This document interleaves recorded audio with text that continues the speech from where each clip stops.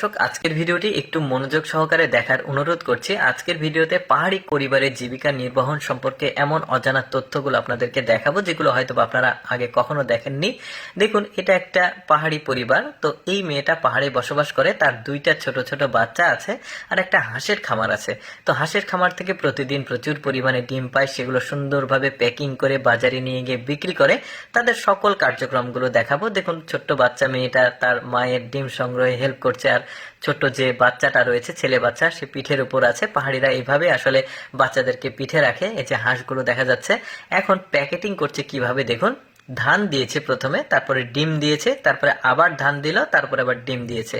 তো এভাবে প্যাকিং করছে যাতে নিয়ে যাওয়ার সময় ঝাঁকি লেগে ভেঙে না যায়।